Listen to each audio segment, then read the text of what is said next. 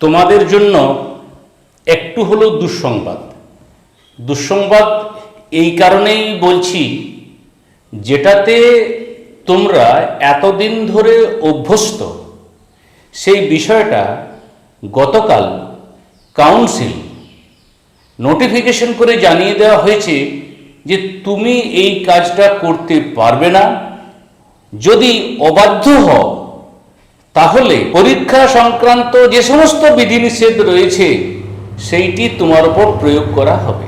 এই বিষয়টা অর্থাৎ এই যে বিধিনিষেধ, এটা তোমার কাছে কেমন মনে হচ্ছে অবশ্যই কমেন্টে জানিও।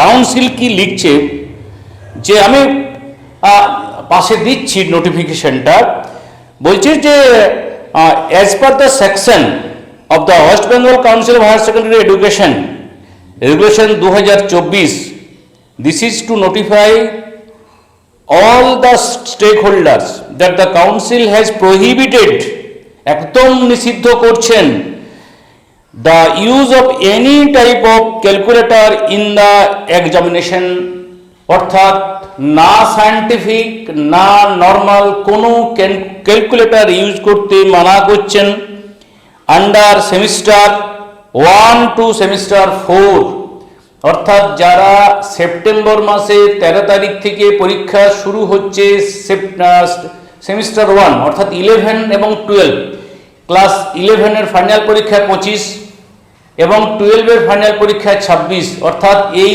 দুটো বছরে তোমরা কোনো রূপ ক্যালকুলেটর ইউজ করতে পারবে না। শুধুমাত্র থিওরি পেপারে নয়, বলছে ইনক্লুডিং প্র্যাকটিক্যাল এক্সামিনেশন, অর্থাৎ প্র্যাকটিক্যাল পেপারও এটা ক্যালকুলেটর ব্যবহার করা যাবে না। এই ধরনের বিষয় লেখা রয়েছে। যারা এর অবাধ্য হবে অর্থাৎ যে শুনবে না কথা, বলছে যে of the regulation and subject to the disciplinary action against him or her।